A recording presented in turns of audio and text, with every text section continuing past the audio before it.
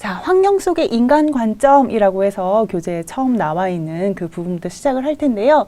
선생님들 너무 잘 이미 알고 계시지만 인간은 환경과 끊임없이 상호작용하는 존재입니다.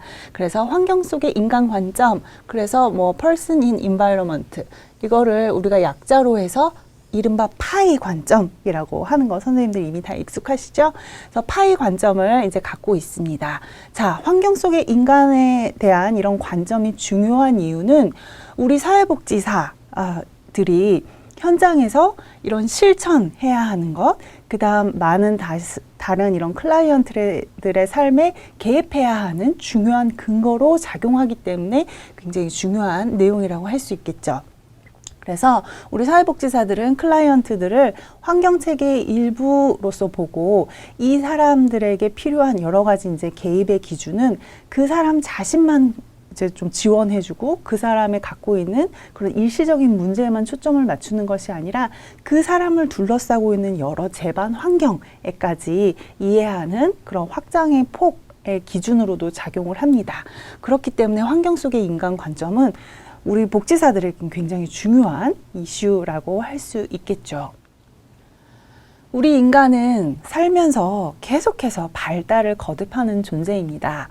이때 발달이라고 하는 것은 인간의 내적 변화뿐만이 아니라 외적 변화까지도 모두 포함하는 개념인 것이죠.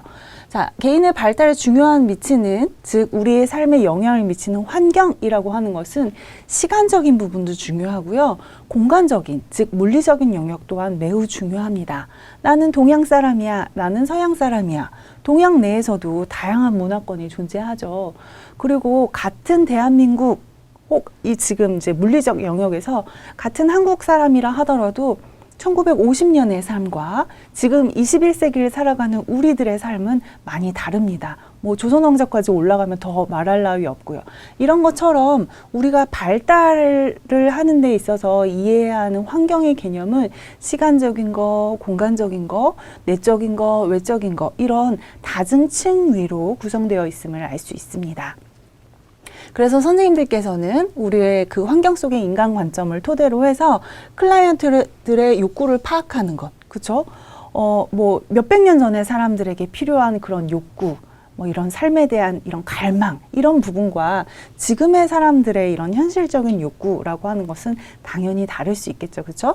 그다음 그것을 통해서 문제를 사정하는 것, 이 사람에게 필요한 것이 무엇이지? 라고 구체화하는 이런 부분에서도 당연히 선생님들께서는 환경에 대한 이해를 제대로 하셔야 되고요. 그것을 통해서 체계적인 개입 활동의 근거를 얻을 수 있습니다.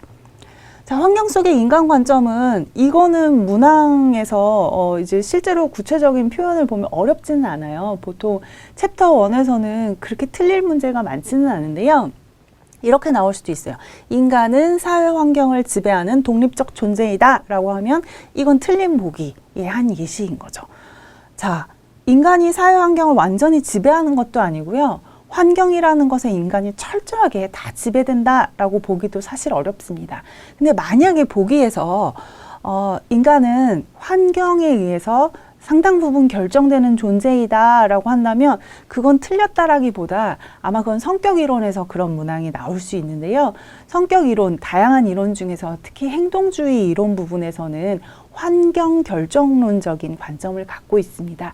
그래서 그 특이한 행동주의 이론을 제외하고 다양한 많은 인간 발달 이론이라든가 성격 이론이라든가 이런 부분에서는 인간과 환경이 서로 상호작용하는 그런 부분을 좀 더 강조하고 있고요. 뭐 이러니 저러니 해도 인간이 이런 지배한다, 뭐 이런 식의 극단적인 표현은 틀린 보기의 대표적인 예라고 할 수 있겠습니다.